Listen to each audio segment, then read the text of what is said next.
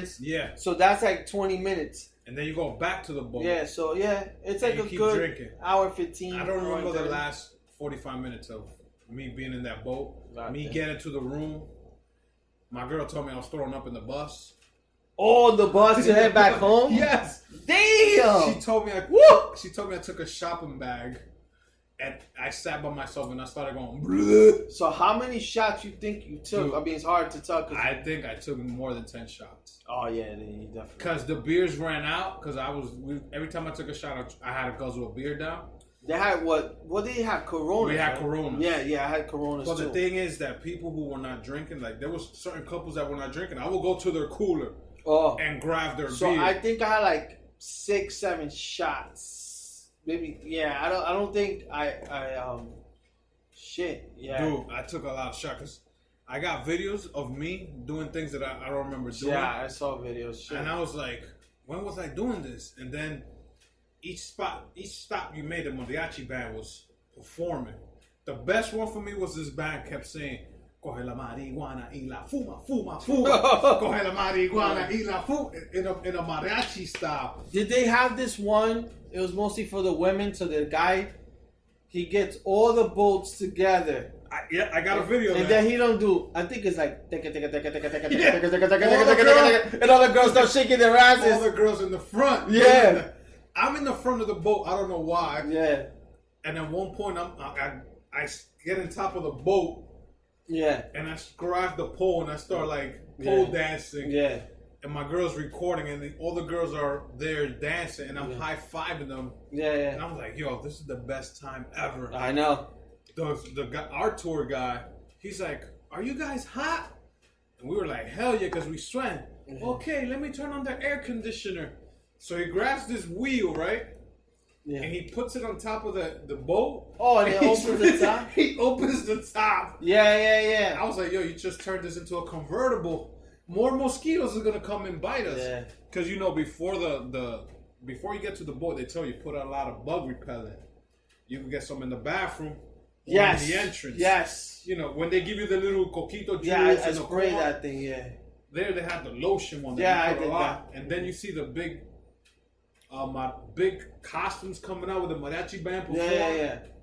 People, if you guys go to Mexico, I suggest you do this fucking excursion.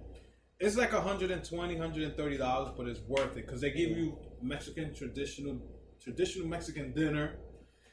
They have something called. I think I was the only chuleta smack. I think I got like grilled chicken. Oh my god! They had like traditional or grilled chicken. You see the mosquitoes they had in the middle of the table? Yes, you think you can eat, right? Yeah. Yeah. I had 2 of those. I think they're called not ladrillo, because ladrillo is a brick. I gotta get the name of it. They're like little fucking bugs, like fried bugs. And the guy kept saying, guys, if you eat 6 of these, you're gonna have fun all night. So a guy next to me, a Puerto Rican guy, he grabbed a handful. He was like, okay, you don't like raisins? He was like, I'm celebrating my 25th anniversary with my wife. Ah, man. I was like, oh, man. God bless. That's awesome. That's good for you, man. They're from Kansas City. I had a blast with them. They have fucking balls. So this, Xochimilco, was one of the best ones. So then what was the other excursion you did? Then the other one was like a tour of the Mayans pyramids, which is called Coba. I did the express one, which... I saw this shit was perfect. It was me and my girl. Then there was a couple with their 3 kids. They came to pick us up in a van. They drove us to the place. They gave us a history of where we're at. What this is mean. We're inside Mayan territory. Mm-hmm. They showed us the church. They showed us where they did ceremonies of the games when they played back in the days. Who got sacrificed. They explained to us about the moon and the sun and how each layer. Like one of the pyramids had 9 layers, and that's because it was 9 different families that built one layer at a time. One of them was another 9 layers because it was considered for women giving birth, 9 months. Yeah. So had to build. So they kept tradition on that. The way they tell time was through the sun and the moon and the water. Water was very, very not sacrificed, but it was something they held strong. Because they believed that the only way they could get water is from rain, because that was the only way they got water. Yeah. And they always had to sacrifice somebody. So every time the Mayans sacrificed somebody, for some reason a rain or a thunderstorm would come, and they would save that water in wells, and then they would distribute it to the Mayans. And then that's when they take you to the back of the Mayans' territory, and they let you climb one of the tallest pyramids, or not pyramid, but you can call it a pyramid, a Mayan pyramid. Yeah, I forgot those names of those things. It's so steep that there's a rope right down the ruin, right? The ruins. Yes. It's so steep that climbing it is okay, but coming back down, you got to be careful. Hell yeah.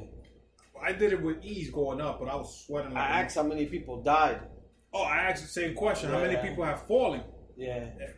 I think the guy had told me, I think 3. There was somebody that died supposedly like a heart attack. There was a few people that fell off because they were acting stupid. Oh, word? Yeah, and that's what the tour guide tells you: climb on your own risk. They don't make you climb, but they tell you right before you climb, you're on your own on this, because the tour guide stayed in the bottom. Yeah. He's like, you don't have to do it, but if you do, you're on your own risk. So the park is not to be blamed for this and that. So you notice that they have bikes. And then they had the little taxi that the guy. So I found out that the guys that ride the little taxi bike, they're Mayan blood. Yeah. So whatever money they're getting is for that there, and then for their little community, because the Mayan blood still goes on. I actually took one of those, and the guy was teaching us different words. I did also, because he gave us the option to take that little bike to the ruin, or we could walk to the ruin and then take that little bike back. So we all said, let's take the bike back, because once we climb, I don't know if I want to walk back. Yeah. So I started talking to the guy who was driving me. I felt bad for him. I was like, yo, my dude, I'm sorry. Yeah, I'm heavier than most of these people. Yeah. He's like, no, that's está bien. I've taken heavier. I've taken 2 or 3 people at a time. And he was explaining to me, I speak Spanish. I speak a different language also that's considered for the Mayans, the Indians, whatever money everybody's paying to come in, it's distributed. They're not gonna see much, but it's to keep that sacred, to keep it open for people to go see it. So when I went with my girl, we did the same excursion, but we actually went with the Mayans. So we went to see where they lived. And all that you did the longer one. We did we did the express one. So the one we did included zip lining. Okay, because it's right outside. The zip lining is outside. Included zip lining, going into the underground cave and swimming. So you do all that within this whole tour, and then you also get to visit the Mayans. This is in Coba. Yeah. Okay. So we went to the Mayans. So we went to where they live. They didn't have electricity until recently. It shows that. We went to their houses. They all sleep in hammocks, even if you're pregnant. Just crazy stories. And then we walked around there. Then in the end, you have a traditional Mayan dinner, or a lunch. We didn't do all that. So they cook. So they cook, and you pick. It was pretty cool. They do different things. They did a hibiscus tea, a tea, but everything is hibiscus or something like that. But it was definitely cool. We got to see kind of how they live. We complain about shit. The way they live, it's insane and all that stuff. I saw some of them. They were wearing 2002 Champions Finals shirts, because they get them for free or whatever, because whatever. But we did the express, so our van, when we go back to the van, they had sandwiches ready for us. They had drinks, they had chips. They had a cold towel that they kept in the freezer for us because it was so hot. I was like, shit, I will do this again. Yeah. And then, you don't have to tip them, but it was good. Then I was asking my tour guide, yo, how do you know so much about this? He was like, I have to go to school and study for this for 6 months. But 2, he's married to a girl that has Mayan blood. Yeah. And it was always implemented in her mind that she has to remember where her family's from, because the Mayans is so many years ago, 10,000 years ago, you know what I'm saying? So it just keeps running. The blood, it's not like they're not kings and queens anymore. I know you probably haven't watched. You haven't watched Orange is the New Black. Do you watch it? I haven't watched none because I'm waiting for this one that just came down. If I could just binge watch all of them. Okay. Because this is the final season. Yeah, there was one. I think a girl's Mayan kind of, but it don't matter. So she had the blood. And then I was thinking, damn, I watched Mayan MC. I wonder if they got that name. Yeah, they're trying to do this. Yeah, shit. yeah, it's part of that. So I was like, oh shit! Now I don't really watch this Mayan MC shit more. But the whole when we went to the top, and you look and you see all green and tree. Yeah. The one thing that stuck out was another pyramid, which was the church, the first church he took us to. Mm-hmm. So when we came down, he told me, "Oh, when you were up there, did you see anything?" I was like, "All green," and I saw one ruin. Yeah. He said, "Yeah, that's the church that I brought you to first. That's the one thing you could see." And then from up there, I was like, "So what do they do in this ruin that's so high?" He was like, "Well, that's what they go and do and call for the gods, for the waters and all that. And from there, if it rains, that means they did something good. But then at the same time, whoever they sacrifice, because you had to be the youngest, the oldest was 17 years old, whoever they sacrificed back in those days. Yeah. So they didn't sacrifice the loser because the loser's going to be killed. So they sacrificed the winner of the game. So it'll be two people playing or whatever they're doing. The one wins because he kills the other one. Whoever wins, the one that gets sacrificed. And I was like, yo, but that makes no sense. He was like, but back in those days it did, because that means he's powerful. He won. Yeah. So that means if they sacrifice him to the gods, that means the water will definitely come. And then other people will believe, like, you know, like kings and queens, like in Game of Thrones. Also, do you sorry to cut you off. Do you see like the birds? No, the monkeys. No, what we did see was a when lot you're walking. We saw a lot of vultures, and then they told us at night it's not good to be here because you see a lot of wild animals that still live in there, like jaguars and shit. Oh. I was like, what the fuck? So that means a jaguar? He's like, no, but in the daytime they don't come out because they hear so many people around that they don't come out. But at night, it's like there's no light pole. It's all completely dark. In the jungle, he's like, that's when it's dangerous. That's why this park at 5 o'clock is closed. Yeah, they won't let nobody in because they know that's when the wild animals start. I was like, okay. So those are the 3 excursions I did. There were so many others that we could have done. I told my girl, next time we go, we're gonna have to definitely do. Mexico has a lot of stuff to do. Next, would I stay in Rio Maya? Maybe, yeah. Cancun, like you said, Cancun's more of a party town. Yeah, you can always drive to Cancun. If you rent take a bus. If you rent a car. Yeah. I mean, from Riviera Maya, you can't really take a bus. You could take a bus if you're in Cancun. Yeah, exactly. Yeah, because when I was in Riviera Maya last time, I was thinking the same thing. We could take a bus. No.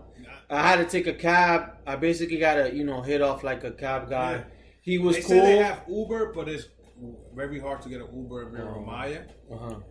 But it's mostly you calling a cab or having the hotel that if you trust somebody in there. Yeah. They could take that's what I did. So I had a guy who took us somewhere. I think he took us to Playa del Carmen, and then I got his phone number. Yeah. And he was like, "I'll wait." I'm like, "Yeah, but we're gonna get dressed. We're gonna eat. Just call me, bro. I'll take you." Yeah, I called him, and he took us at night, and we I met a guy over there, and we went to the club. I'm like, "Yo," and he's like, "I'll wait for you." I was like, "You sure, man?" I felt like I was bothering him. He waited for you guys outside, bro. He waited. I'm like, "Are you sure?" He goes, "Yeah." He goes, "I'll be right here." I was like, dude, the one guy I met, because you're paying them pretty much like to rent them out. Yeah. So that's the way they look at it. So I hit him off. Like he was super nice. I mean, and when you're like in Cancun, you don't know, like there's a lot of shit going on. So like when we came out, there's mad people trying to harass you. So me and my girl. So like the good thing was we came out. Maybe I had his WhatsApp, or I'm not sure. Yeah, but that's what everybody. He was near. He was like right there. He was very quick. I think we got pizza. And we got in the car and we bounced. No, the guy I met in the resort, I forget his name, Roman. He was like one of the golf cart drivers. Because we had to take golf carts everywhere. Yeah. Like, there were small ones, there were long ones. Because it was your hotel is really big then. Yeah. Yeah. So from the villa to the lobby, we had to get, and one time on the daytime, I was coming out the pool, my drink, a little drunk. Mm-hmm. He's like, "Hey, you guys want a tour of the place?" Mm-hmm. I was like, "Okay, I'm down." So he takes everywhere. He's told, oh, this is where you go here. This is where you go there. He took us. I didn't know where the infinity pool. It was so many pools in our resort. I didn't even know. Like